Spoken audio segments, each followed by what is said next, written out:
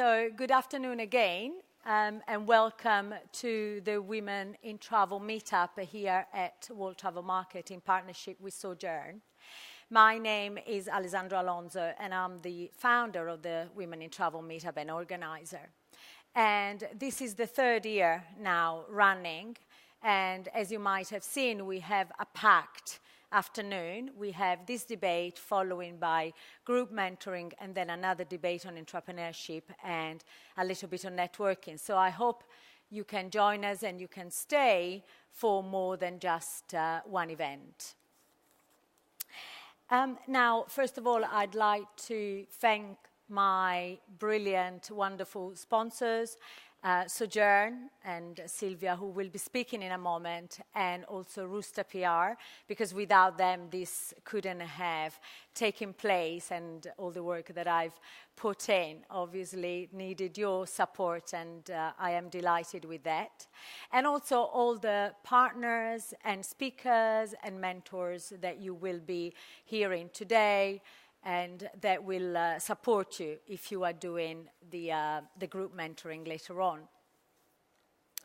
I launched the Women in Travel meetup in 2004 because I felt that we needed to create some kind of platform that was focused on women and like-minded men to get women at World Travel Market in international travel to come together, network, share their ideas, perhaps their concerns sometime, and talk to each other and learn from each other.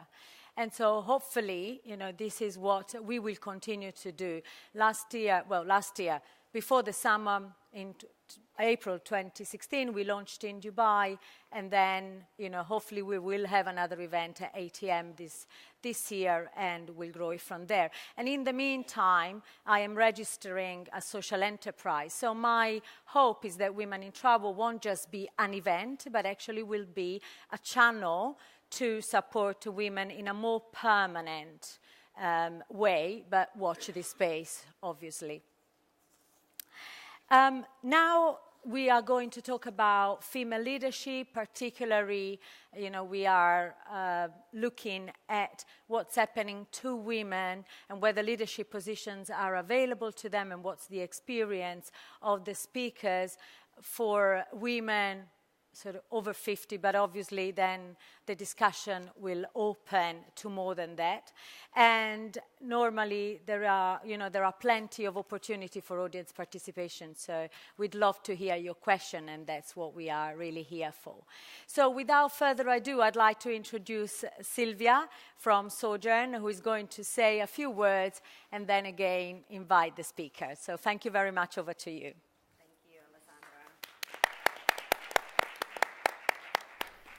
So for those of you that might not be very familiar with Sojourn, just quickly, we are an advertising, marketing, digital marketing platform. We specialize in the travel industry, and we collect real-time intent and booking data from over 60 travel partners, global OTAs, airlines, hotel chains, and we use all that data to create custom audience marketing segments so we can deliver digital marketing campaigns reaching the right person at the right time and with the right message.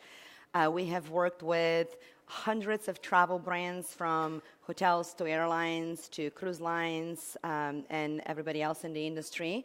And the one thing that I'm personally very excited about being here today and for us partnering with Women in Travel is my own company, Sojourn, has a very strong culture internally of recognizing, promoting, and celebrating women within our own organization. So it's just such an empowering feeling to be here to talk about all of my personal experiences. And I'm not alone. I have a very great group and good company of panelists that I would like to welcome to stage. I would like to welcome Sarah Harrigy with Celebrity Cruises.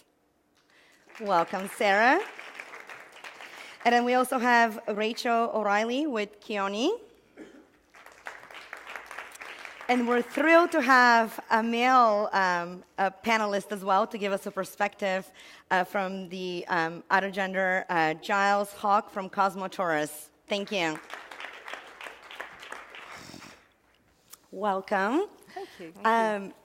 I would like to start by just asking you to very quickly share with the audience what you do in your current job, and if you can reflect back to your very first job in the travel industry and think about that leader or manager that you had in your very first job, whether it was a female or a male manager, and then the most impactful memory that you have from that early days in your career.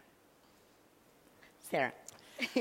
Well, I'm slightly unusual in travel in that this is my first job. I'm the commercial sales director at Celebrity Cruises, and that's after a career of 18 years in FMCG and another 13 years in consulting. I ran my own strategy and planning consultancy business.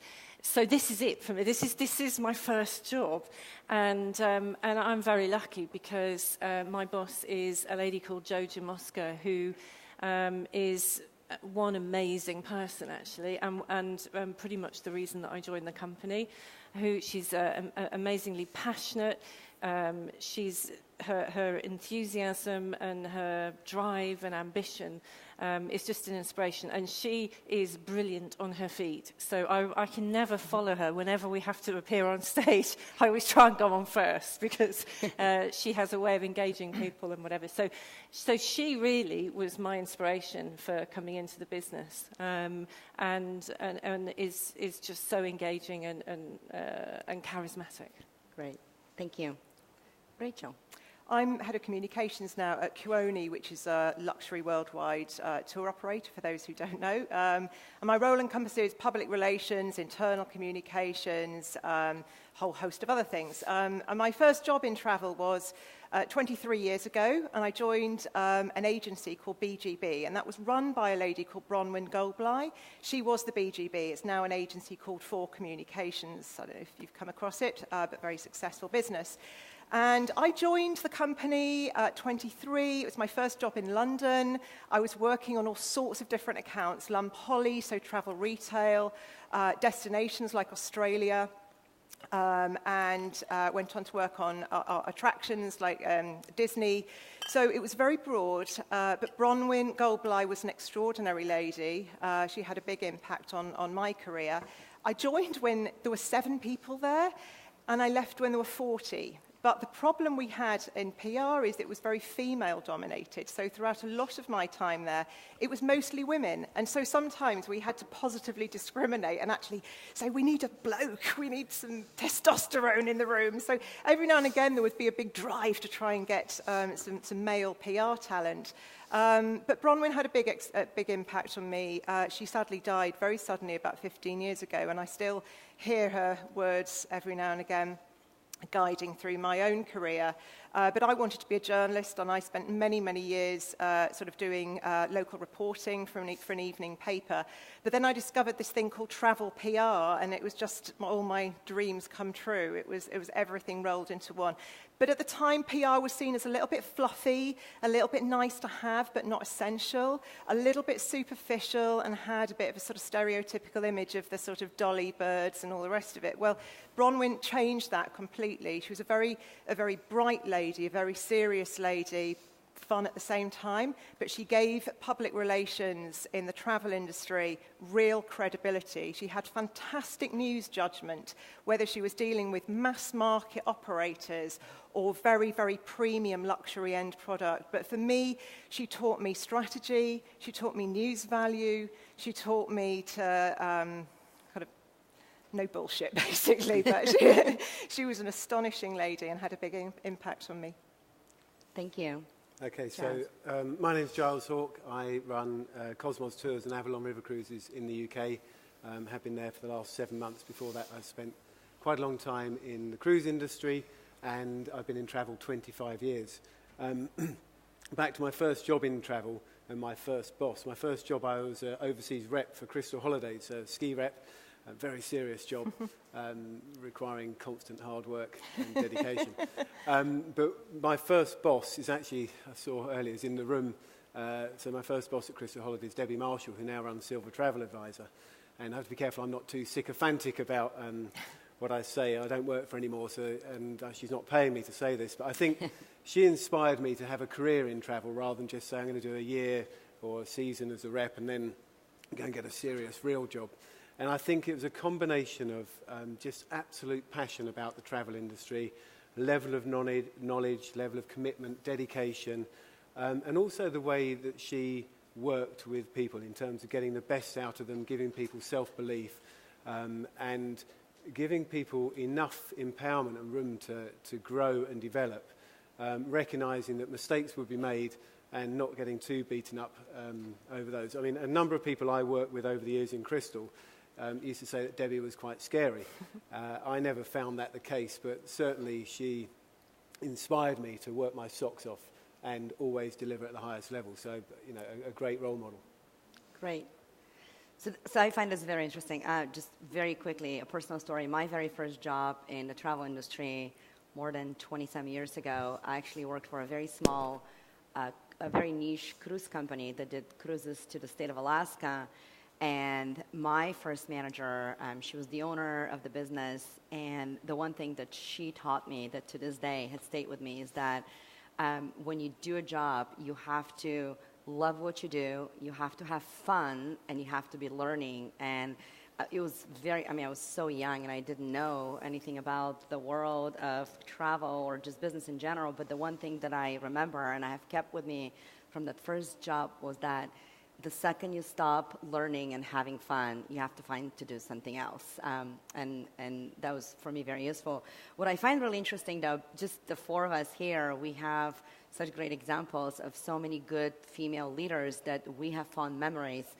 The one thing that I found really interesting is in early this year, there was a study done here in the UK on the status of women in the UK, and they were looking at executives and employees in the cruise and tour operator sector, and there's more than 60% of employees in those sectors that are female, but very few in leadership positions. So we have so many great examples of terrific leaders, yet the studies show that fewer and fewer women are in leadership positions in our industry. And I'm just curious if you guys have like a thought on what could be driving that, and how can we as an industry empower and celebrate more women to higher level positions within the different organizations.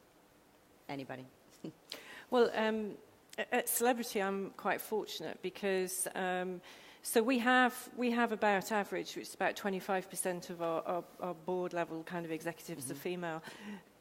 But in Celebrity Cruises in particular, every one of my sort of direct line, from the CEO to the global sales VP to my boss, Joe, is female, which is great. It's pretty amazing. It's quite unusual. Yeah. And it was, again, the second reason I joined the company is it's lovely to see that glass ceiling broken, and it is quite unusual. I think, I don't know, I would imagine it's the whole kind of family piece, because I think when people come out of work to raise a family, it's much more difficult to get back in, whereas men don't tend to be the ones so much that have a career break to look after families, and therefore that they just kind of continue. And I don't know whether it's that the opportunity isn't there for women. I think confidence goes if you come out of your career for a while, and it's just getting back in and then kind of on that career progression. I would say confidence is a massive issue. I think everyone in the room probably at times has, if you admit it or not, probably suffered. I know I have suffered from confidence issues, and I think probably men and women, everybody suffers from confidence issues at some point in their career. So we aren't alone in that. But I think the challenge is sometimes it's just having that self-belief. And I think Sarah's absolutely right. I think the family stage, if you do have children, and making your career last and thrive and flourish through having a young family is incredibly challenging. And I think people do drop out of the sort of working world at that point, and it's difficult to get back in it. I think if you stay working and you can manage to adapt your career, that's fantastic. And then you get to, we were talking a lot here about 50. If you can get to 50 and beyond, your children are at high school, things are different, and then suddenly you may find that your career is flourishing again. But having confidence, investing in yourself, taking control of your career, nobody is going to hand anything to you on a plate. You have to look ahead, have some vision, to enable you to have new skills and equip yourself with what's going to eventually sort of give your career longevity. Right. I wonder as well if, because the study I think was around bigger businesses rather than smaller businesses, and I wonder if women who maybe have taken a career break are probably less good at doing what they're told. As men, generalising, men, we're very good at doing what we're told, and a sort of corporate environment quite Somebody needs suits to us. tell my husband that. But a corporate, I think men are, women are maybe less prepared to put up with the corporate bullshit that exists at a senior level. And you see I think a lot of women go off and set up their own businesses very successfully because they're just not prepared to put up with the sort of corporate rubbish that exists in big businesses. As they get more confident and they come back from having dealt with a whole range of situations with children that men don't deal with. So I think there may be an element of women being more confident, more able to do their own thing, and just less prepared to put up with the rubbish that you sometimes have to put up with at a high level in an organisation. Having said that, the company I work, we have a board with 6 people, including myself. 3 are female, 3 are male. So we have quite a representative ratio of sort of those in work generally. But I'm not sure that, some people have talked about should you have proportional representation on boards, and I'm not sure that I agree with that approach. I heard today, actually, apparently in France, a law has been passed to say that you have to have a minimum 30% women on boards in businesses. I don't know if it's a good thing or a bad thing. I think it's about having an enlightened view of people that you work with and treating everyone like a human being, an individual, and bringing different skills to the table versus saying, I want more men or more women or more of any type of person. I think that's really interesting. I was watching the TV last night with my 17-year-old daughter, and we were watching the news, and there was a white middle-aged man talking about the US election. And he very seriously said to camera, for the last 8 years, we've had an African-American running this country, and we may yet have a woman running the country. I don't think that's the America that everybody signed up for. And my daughter spat out her tea, right? Literally, she was mid-gulp, spat it out. She looked at me and she said, "Did he just say that?" And then she said, "What does it matter?" And I think that is true diversity. It's not about black or white or gay or straight or female or male. It's a diverse set of talent and skills and abilities. We've all got different skills. I think there's a kind of a nice question about are men and women very different? But I think more importantly is everybody's different in the skills that they bring, and it shouldn't matter. It should be irrelevant whether you're female or male or black or white. It's about what you bring to the party and the skills and abilities and experience that you bring. And it's a shame that we don't live in that world, which is why I think it's great that we still talk about it, because unless we talk about it, it'll never change. Yeah. So I personally agree 100% with that if you have the right skill set and if you're passionate and you're bringing, quality to the job you're given, you should be given the job. I'm just curious, just to pause for a second, if anybody in the audience have an example or if you have an opinion about, in your own organizations, if you feel that men and women have equal opportunities to grow within your organizations, or any examples that you guys can share with us. Don't be shy. Please. There's a microphone. Can you introduce yourself quickly? Sure. Hi, I'm Carol Rosenblatt. I'm tourism industry everything and a travel writer. And I will call it out. Many years ago, I worked for Costa Cruise Line. And they were put in the position that they had me as acting assistant cruise director. And they were put in the position to make me cruise director, or assistant cruise director. They never had a female assistant cruise director before that. And they hired somebody else, and I was told it was because they needed somebody that spoke more languages. And then when I asked more about it, I was fired. And, at that time, the industry was very different. Fast forward 15 years, I went to work for Disney Cruise Line. I was a senior officer there in the entertainment department. The next position up was cruise director. After my first contract, taking out the Disney dream, I was told that I had done a very good job, got together my department of 77 people, and asked what my next step, what I wanted it to be. And before I got to answer, the female cruise director said, I mean, at your age, you wouldn't expect to be cruise director. I was 45. So I knew then that I didn't have a future there. And I left 2 years later. Wow.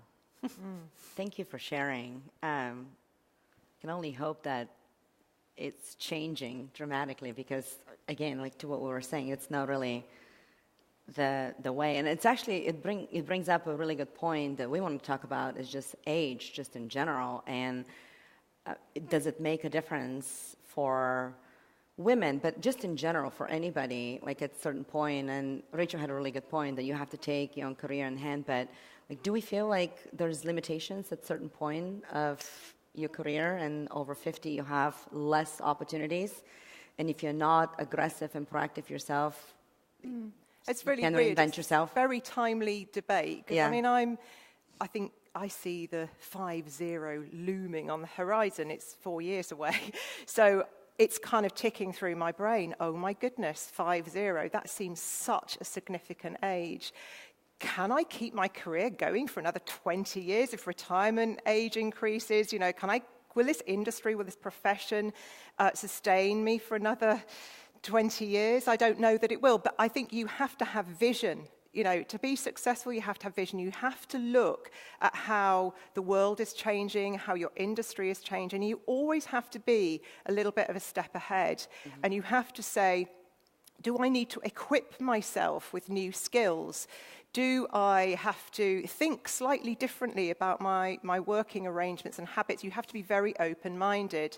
And I think if you can be like that, I mean, look, at 50, it's very easy for marketeers to kind of fit you into an empty nester box. I mean, I hear, making no general sweeping statements here, but, it's very easy to go, oh, yeah, we deal with the over 50s market, and yeah, they're the empty nesters and all the rest of it. Well, you think, no, you have to change the way you think about 50 and over, because now people in their 50s, their early 60s, they're trying to keep their grey hair at bay, they're deciding whether they can go to a festival, can we get away with wearing leopard skin shoes? There's all these things going through. It doesn't make them the typical 50 that we might have thought a few decades ago. They're very cool people, perhaps, and we need to market to them differently, and we need to think about ourselves differently.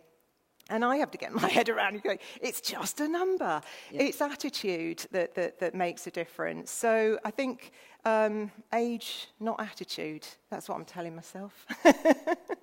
But it's interesting because I think it probably does.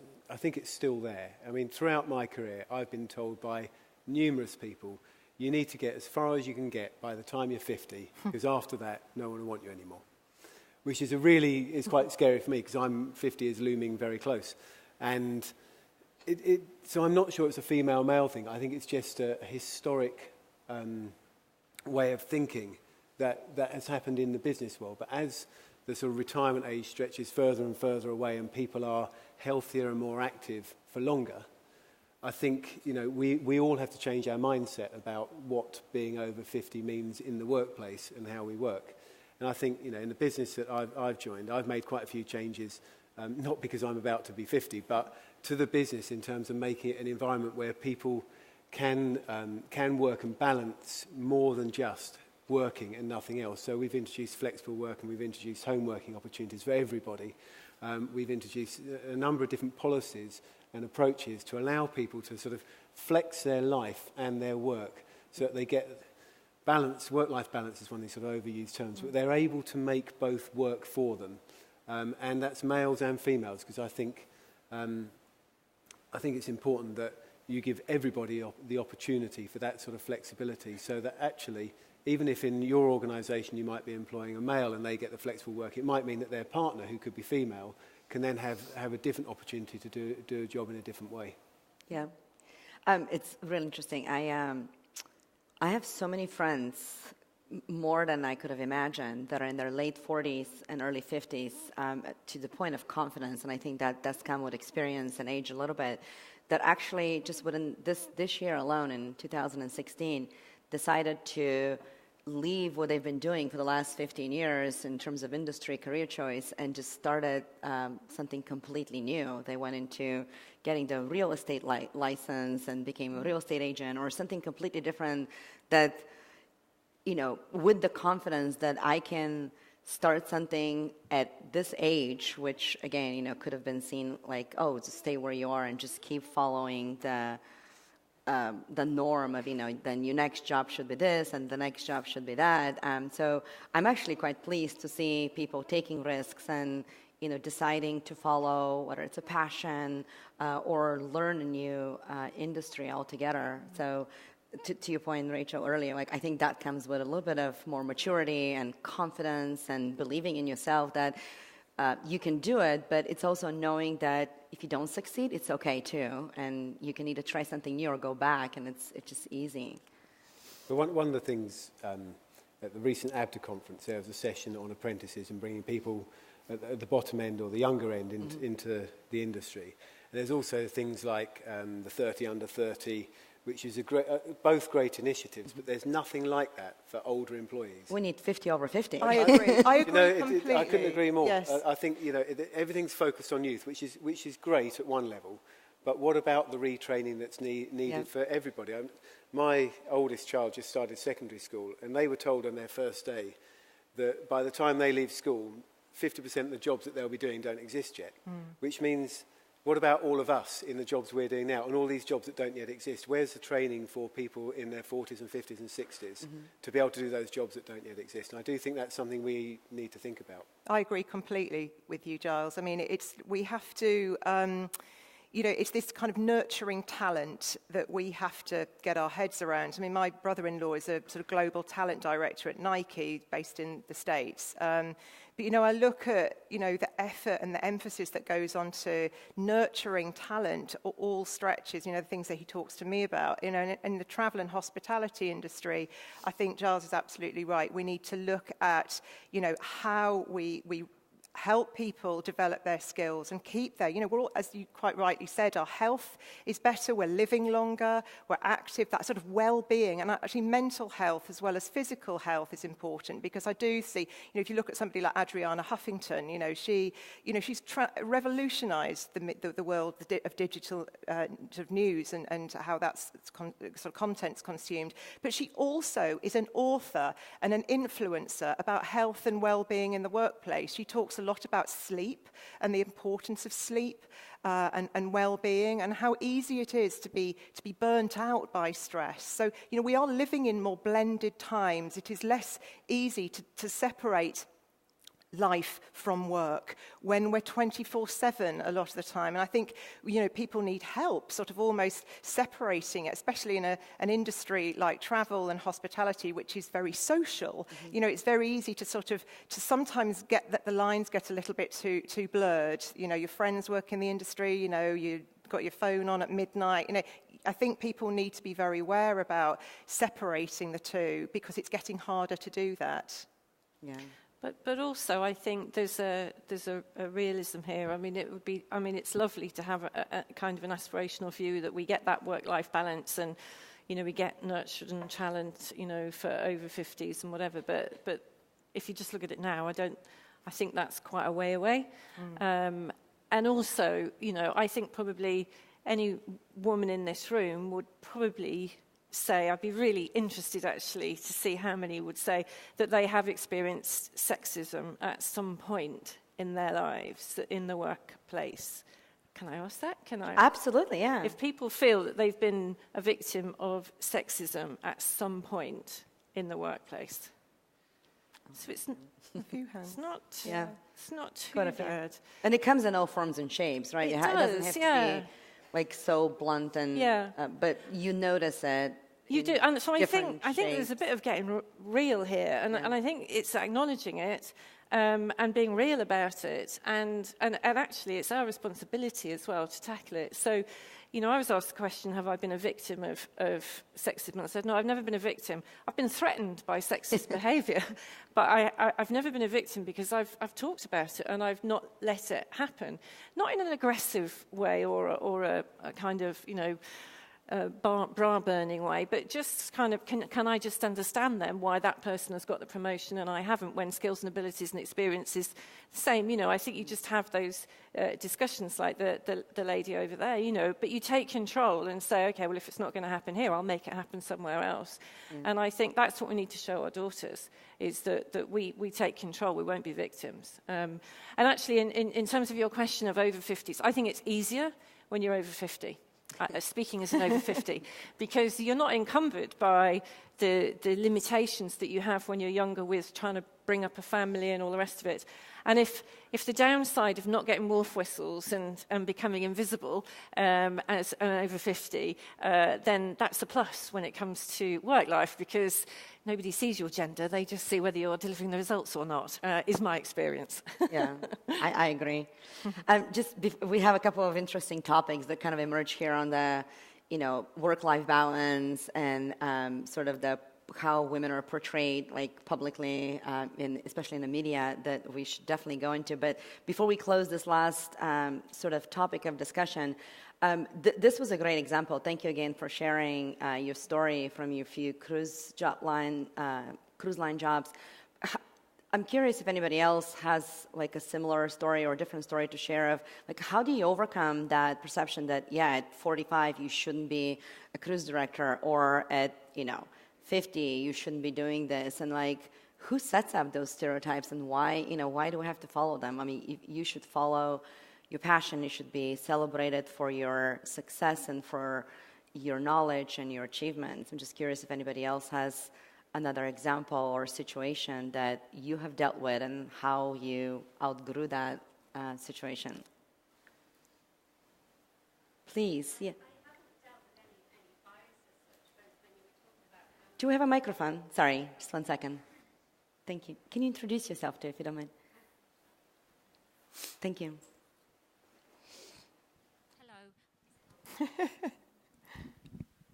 Is that okay? Perfect. Yes, thank you. I'm Jo from a company called Away with the Kids, and we're just a small website that represents child-friendly accommodation.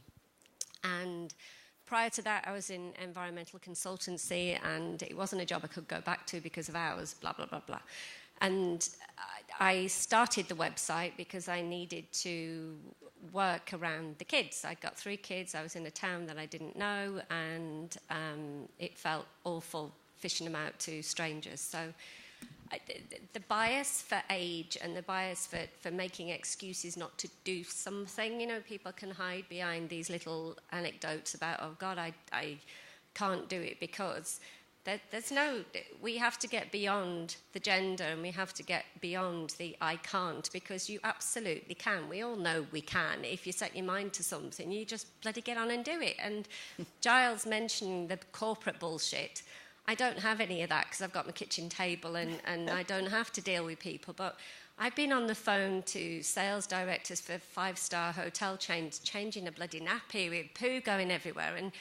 And their perception is I'm this woman who's got a team. I haven't got a team. There's 2 of us. And, you know, you've just got to do it. And I understand what you're saying. You know, your boundaries are set by yourself and your own confidence. And just by trying, you get confident. And if you fail, you've not failed. You've learned a lesson and you move on. And we've got over 500,000 visitors to our site this year. And it is still the 2 of us. And it's working, you know, and I'm nearly 50, I'm 48 now. I feel more confident. I don't give a damn what anybody thinks about me. I do want to achieve wonderful things, but I recognise that the only way I'm going to get it is by pulling my finger out and getting there myself, and hopefully attracting some good people to go with me. But it's mindset, I think, unless I've been living in a lovely bubble. I've had lots of horrible hiccups and lots of life experiences that haven't gone to plan, but we've got to be more resilient and stop hiding behind gender or letting people use gender as an excuse for us to be kept back. If we are being kept back, I don't know, give them the V and move on, you know. There's got to be a better way to go. That's my opinion. Thank you for sharing. No, I agree. We've talked a lot about this. Like, you have to take your own sort of career and life in your own hands. And, you know, maybe when you're much younger, you do believe that somebody has to hand you something and, you know, your manager should give you their job when they leave. But you have to earn it, right? I mean, you have to earn every single next level, whatever it is. I think there's nothing like being self-employed to focus your minds. It's really interesting hearing what you're saying. You know, it's just you and you're doing it. And I'm kind of had a period of being self-employed as a consultant. Sarah, I know you have too. And I tell you what, it's astonishing. I sometimes think everybody should have a stint as self-employed. You know, suddenly you move from a corporate environment or an agency environment. You know, you think there is no IT department when you're self-employed. There's nobody to come and fix the photocopier when you're self-employed. You know, there is no, you know, you've got to learn a whole range of different skills. For me, it was things like accountancy. You know, scary stuff, tax, VAT returns, learning how to fix the photocopier. You know, there were lots of skills that I acquired when I was self-employed that I actually have taken with me. Now I'm back in a corporate environment. And when you're self-employed, there is only you. You know, if you're putting in invoices or you know, you have to have delivered. And I think in terms of focusing your mind on delivering, you know, when you are responsible for earning your own salary, it's something that I think is astonishing skill to take with you if you go back into corporate life. Yeah, so true. Anybody else? Please, yes. We have a question in the back.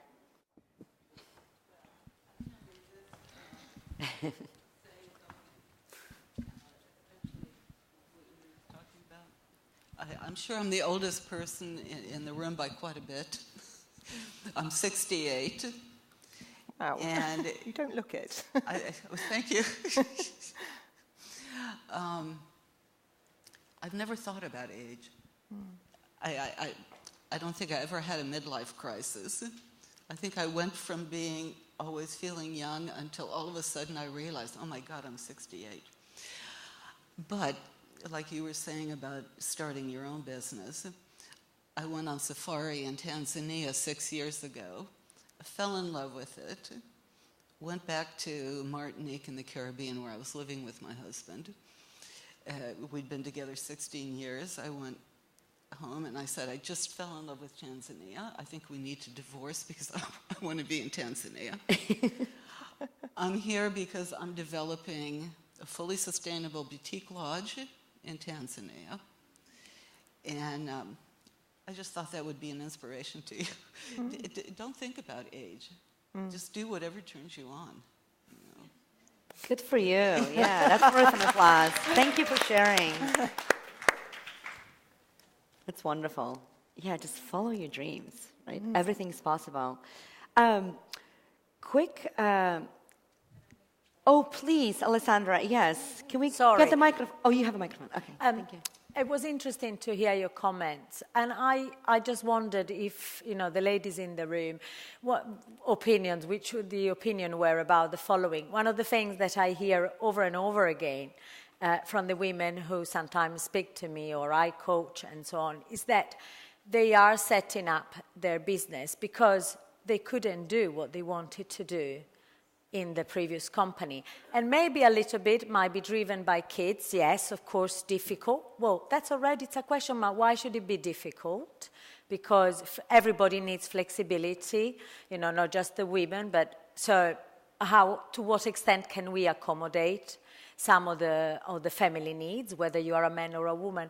But the other thing is, it seems that a lot of us, possibly I put myself in the category too, switch to be self-employed or switch to be entrepreneur, because they can actually achieve what they wish to achieve in the corporate. So do we see that as a limitation? Yes, of course it's an opportunity as well. But is it because somehow the corporate are stopping that innovation, that creativity? They also stop taking you seriously if you're a little bit, perhaps, if you're not a spring chicken anymore? Or what is it? So I'd like to hear your experience. Some of you were nodding as I was talking, so it'd be interesting to hear your views on that. Thank you, the lady.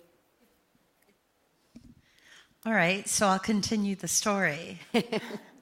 So, as I said, I realized there was no future there, so had my fun. After 2 years, I left. Well, not all fun, but... and then I was looking for, all right, what's the next thing I'm passionate about? And I wasn't finding that. Something happened through a Twitter travel chat. I had been writing for a bit and writing travel. And a Twitter travel chat asked a question and said, if you had a travel show, what would it be called and what would it be about? And it just sort of fell out of my fingers. And I said, mine's called Drop Me Anywhere, and it's about unplanned travel. Those are the best adventures. It got a lot of support, and from a well-known travel writer, in fact. And one thing led to another, and now 2 years ago I sold my car, furniture, and clothes, used my savings, and I own dropmeanywhere.com. And I've been traveling nonstop for 2 years. I'm selling my house now. And I am not the 22-year-old backpacker that travels around. I'm not a backpacker. But I've traveled around the world, and I invited readers to vote, and they choose the locations I travel to without a plan. I don't decide, they do. And I volunteer in different locations. It hit a nerve with women that I traveled solo around the world, that I went all in and sold everything, and now I'm planning a female empowerment mission summit, a women's conference for other women to do their one big thing, especially those in the second half of their lives. So yeah, right. Being pushed out helped.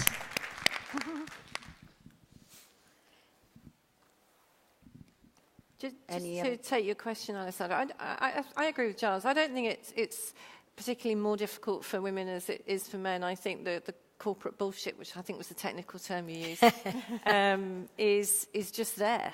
And maybe women are just less tolerant of it. I think that there's probably something in that. But I don't think it's particularly skewed towards maybe more difficult for women than it is for men. I think it's just there.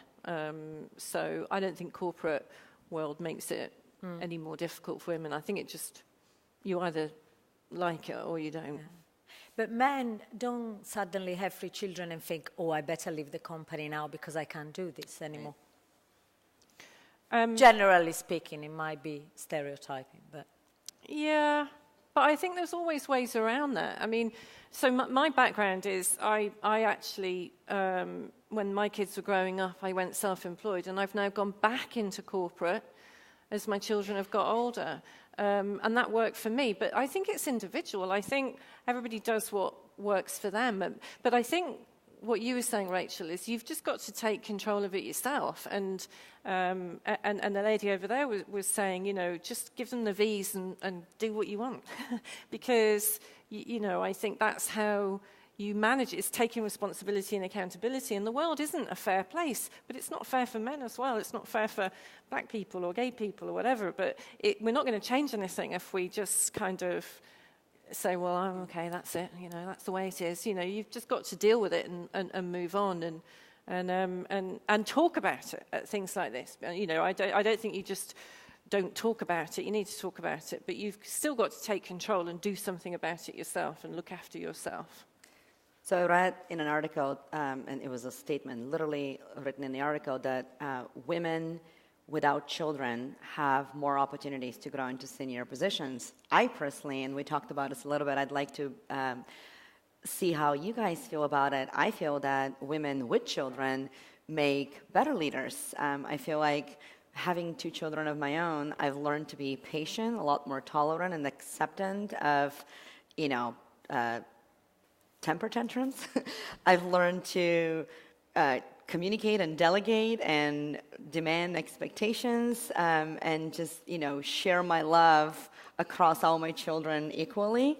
So it just, like, I found it really interesting, and I'm just curious if any of you three, or any of you in the audience have seen examples of that, or if you believe that it's true one way, whether, you know, women without children have more opportunities to grow within the organizations for, you know, certain whatever internal reasons, or the opposite, like if having children, and again, not just women, but in general, I feel like anybody that has raised children, it just makes you so much more patient. I'll say something in it, because this was a hugely, in the UK, this is a hugely controversial subject recently, because one of the kind of candidates that was running for Prime Minister, Andrea Leadsom, talked in an interview with the Times journalist about this very topic, that women, because she had children, this was going to make her a better leader and a better Prime Minister. And of course it did cause a lot of upset. You know, at the end of the day, Theresa May is now our Prime Minister. She does not have children. I think it's a hugely sensitive subject, because people choose to have children for all sorts of different reasons. You know, some people may desperately want children and just not be able to have them. I'm very personally conscious about not judging anybody because they don't have children. My brother and his wife don't have children because they chose not to have children. Right. You know, I myself, you know, spent many years trying to have children. It's not straightforward, and I feel personally it's a really sensitive subject. And I think just because somebody doesn't have, just because our Prime Minister doesn't have children, it doesn't mean to say that she is any less of a leader. So whilst I agree that having children and, you know, juggling and all the rest of it, yeah, there's a lot that comes with that, with setting boundaries, clear instructions, I don't think we can generalise. I don't know what everybody else thinks, but I agree. I guess what you could say is if you choose to have children, and whether you're the male or the female, and you take a sort of full year's maternity or paternity leave, taking a career break in sort of important parts of your career life can have an impact on your career development. I'm convinced of it. Now that's not because it's female, it's not because it's a male, it's just because at a time when people are developing their careers, they're learning, they're growing, if you step out of that for whatever reason, it's likely to have some sort of impact. And I'm convinced that will be one of the reasons why there's probably more males at the top of organisations than females, because you know, my wife, we both got 3 children.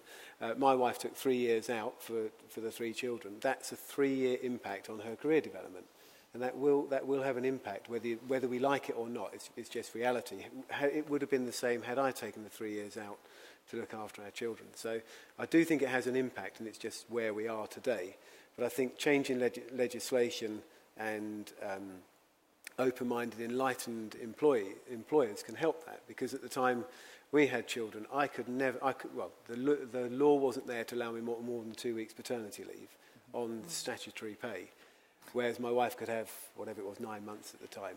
So there's a financial impact that sort of forces women down this route and men down that route. Now that's changing, but that's going to take quite a long time to play through the system, if you like, to start to see the changes. So, and I just think it's about having the attitude as employers, and one of the reasons I'm here is I believe very strongly in fairness and equality.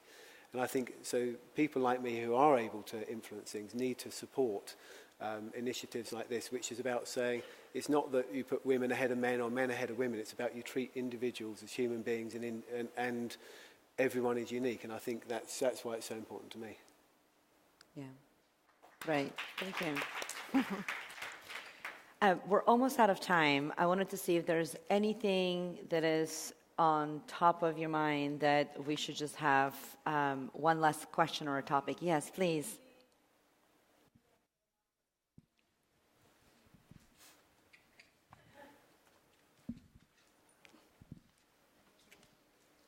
Also, because my voice is not very well today.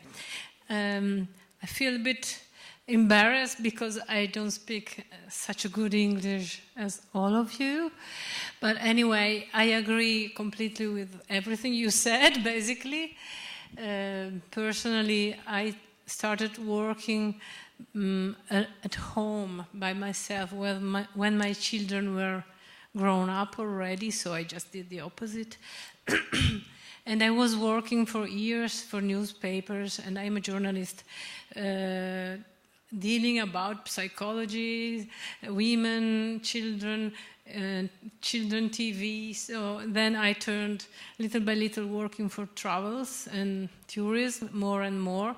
So I have probably a large experience.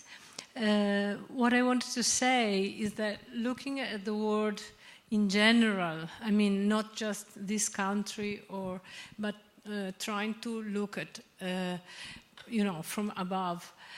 I have been making a website since 3 years now. I met Alexandra when I was starting it,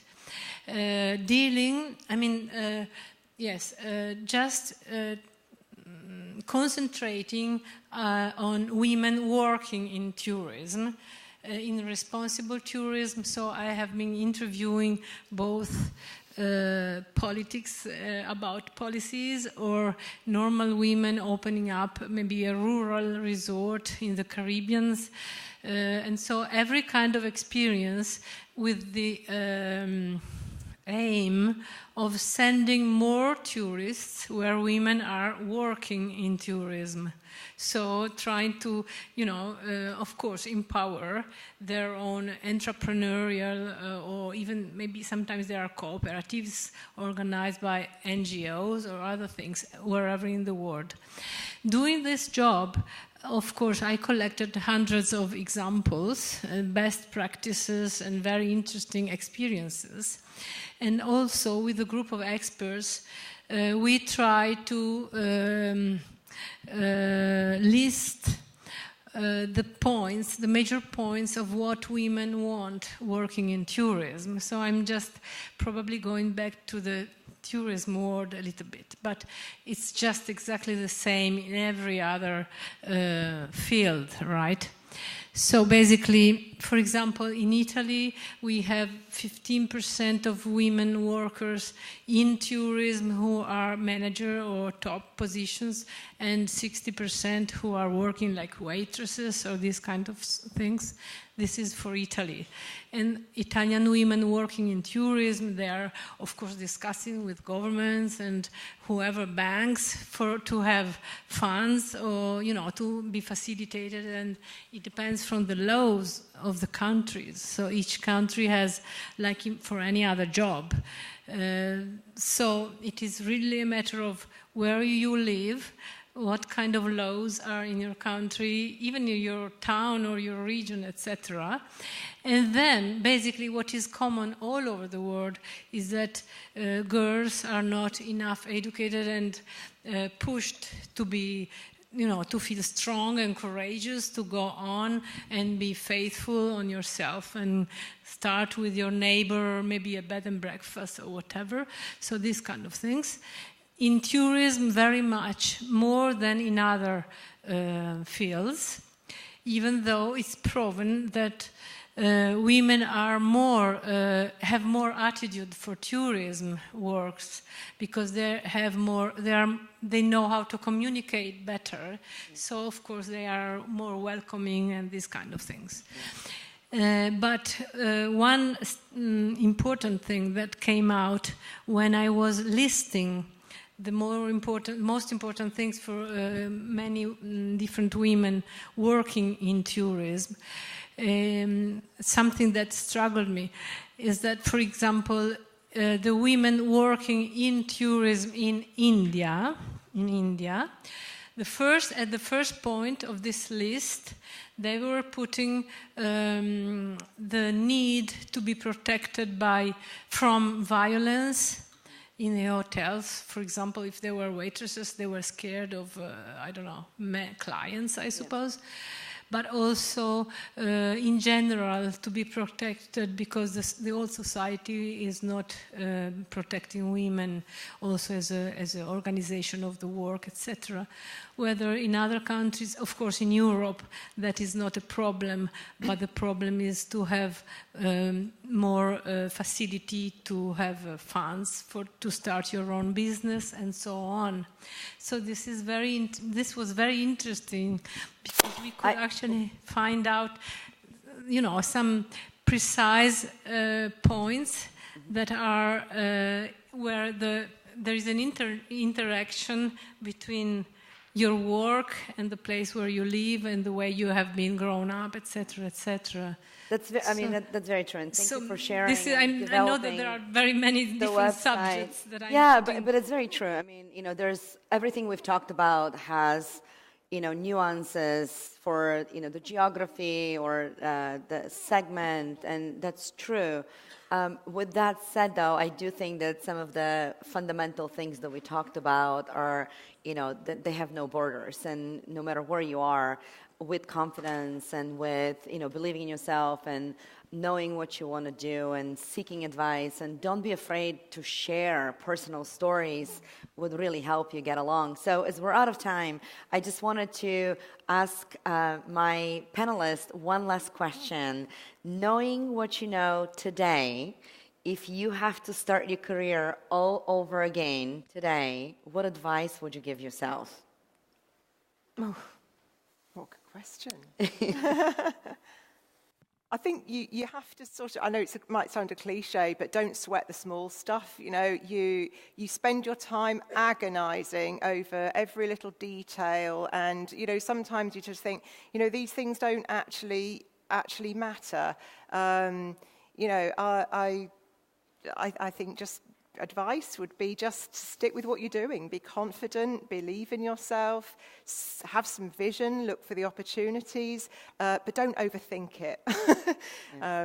Enjoy yourself as well, and have fun with what you're doing. And the times I remember just sort of like having sleepless nights because some detail of an event hadn't gone right. It's like, it doesn't matter. In the grand scheme of things, forget it. Sleep. Thank you. Sarah? I remember my very first job, not in travel, but generally my boss said to me, don't let anybody else manage your career, you manage your career. And I think that was a good piece of advice right from the start, is take responsibility and don't let anybody else manage your career for you. Great, thank you. Giles? I think I'd Would you tell yourself? Work a bit harder at school, probably. And I think I'd have found out more about sort of corporate finance and buying and selling companies and setting up companies, and I probably would be telling myself to have taken a risk younger before I got all the financial commitments and everything else to do my own thing. That would be my advice. Great. Well, thank you very much. Thank you all for being such a lively audience and active participants. We're going to be around, and then the mentoring sessions would begin in about 20 minutes. And good luck with the rest of the show to all of you. Thank you.